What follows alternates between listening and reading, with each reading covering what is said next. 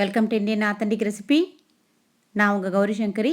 இன்றைக்கி நாம் ரொம்பவும் டேஸ்டான காலிஃப்ளவர் குருமா எப்படி செய்கிறதுன்னு பார்க்கலாம்.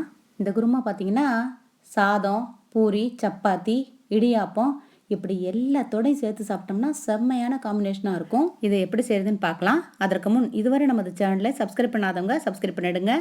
இப்போது சீசன்றதுனால காலிஃப்ளவர் நல்லா ஃப்ரெஷ்ஷாக கிடைக்குது. சின்ன சைஸ் பூவாக எடுத்து அதை கழுவிட்டு இது போல் கட் பண்ணிக்கணும். கட் பண்ணிய காலிஃப்ளவரில் அரை ஸ்பூன் உப்பு, அரை ஸ்பூன் மஞ்சத்தூள் சேர்த்து சூடான தண்ணீரை அதில் ஊற்றிடணும். 5 நிமிஷம் அப்படியே விட்டுறணும். ஏன் இப்படி செய்யணுன்னா அதில் சின்ன சின்ன புழுக்கள் இருக்கும், அது வெளியே வந்துடும். வந்த பிறகு நீரை வடிச்சிட்டு கழுவி எடுத்து வச்சுக்கணும். இதோட 2 உருளைக்கிழங்கு சேர்த்துக்க போகிறேன். ஏன்னா காலிஃப்ளவர் கிடைக்காத போது நீங்கள் வெறும் உருளைக்கிழங்கை மட்டுமே யூஸ் பண்ணி இந்த குருமா செய்யலாம். மேல் தோலை சீவிட்டு இது போல் உருளைக்கிழங்கை நீல வாக்கில் கட் பண்ணிக்கோங்க. இப்படி கட் பண்ணுறதுனால சீக்கிரமாக வெந்துடும். இந்த குருமாவுக்கு 2 வெங்காயம், 2 தக்காளி போதும். 2 பச்சை மிளகாவை கீரிக்கணும், கருவேப்பிலை எடுத்துக்கணும். எல்லாத்தையும் கட் பண்ணி வச்சாச்சு. இந்த ஸ்பூனில் தான் அளவுகளை சொல்கிறேன். 1 ஸ்பூன் மிளகாய்த்தூள், 2 ஸ்பூன் மல்லித்தூள், அரை ஸ்பூன் கரம் மசாலா, 1/4 ஸ்பூன் மஞ்சத்தூள், 1 ஸ்பூன் உப்பு. தாளிப்பதற்கு 2 பட்டை, 2 ஏலக்காய், 2 கிராம்பு, அரை ஸ்பூன் சோம்பு, 1 ஸ்பூன் இஞ்சி பூண்டு பேஸ்ட். இதெல்லாம் அரைச்சிக்க போகிறோம். 3 ஸ்பூன் தேங்காய் துருவல், அரை ஸ்பூன் கசகசா, அரை ஸ்பூன் சோம்பு, 1 ஸ்பூன் பொட்டுக்கடலை, அதோட ஒரு பச்சை மிளகாய் சேர்த்து கொஞ்சமாக தண்ணீர் விட்டு நல்லா நைஸ் பேஸ்ட்டாக அரைச்சி எடுத்துக்கணும். இந்த குருமா செய்கிறதுக்கு 3 ஸ்பூன் அளவுள்ள தேங்காய் எண்ணெய் அல்லது ரீஃபைண்ட் ஆயில் சேர்த்துக்கலாம். ஃப்ரெஷ்ஷான கொத்தமல்லி இலையை எடுத்துக்கணும். ஸ்டவ் ஆன் பண்ணி அதில் ஒரு பேன் வச்சு ஆயில் சேர்த்துக்கணும். ஆயில் நல்லா சூடானதும் தாளிக்கு எடுத்து வச்சுருக்கிற பட்டை, கிராம்பு, ஏலக்காய், சோம்பு இதை போட்டுக்கணும். அது நல்லா பொரிந்த பிறகு கட் பண்ணி வச்சுருக்கிற வெங்காயம், பச்சை மிளகாய், கருவேப்பிலையை சேர்த்துக்கணும். குருமாவுக்கு எப்போவுமே வெங்காயத்தை ரொம்ப நேரம் வதக்க வேண்டிய அவசியம் இல்லை.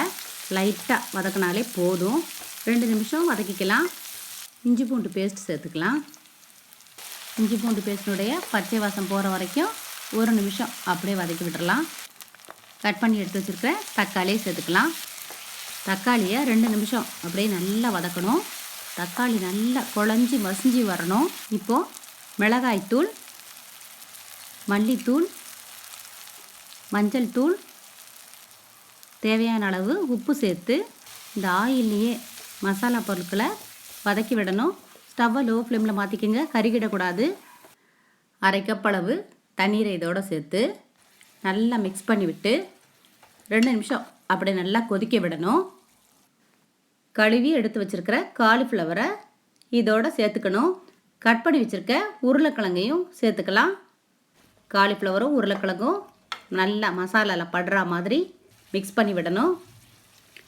உருளைக்கிழங்கு காலிஃப்ளவர் வேகிறதுக்காக 2 டம்ளர் அளவுள்ள தண்ணீரை சேர்த்து மூடி போட்டு மூடி வேக விடணும்.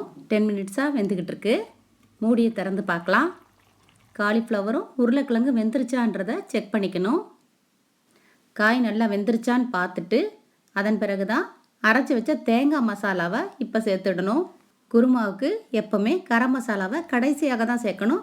நல்ல ஒரு ஃப்ளேவருக்காக கருவேப்பிலையும் கொத்தமல்லியும் சேர்த்துக்கணும்.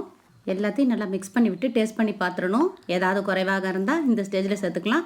தண்ணீர் மட்டும் குறைவாக இருந்ததுனால நான் மிக்ஸி ஜாரை கழுவிட்டு 1 கப் அளவு தண்ணீர் சேர்த்துருக்கேன். தேங்காய் சேர்த்த பிறகு அதிக நேரம் கொதிக்க விட வேணாம். 2 நிமிஷம் கொதிக்க விட்டு இறக்கினாலே போதும். Cauliflower kurma ready.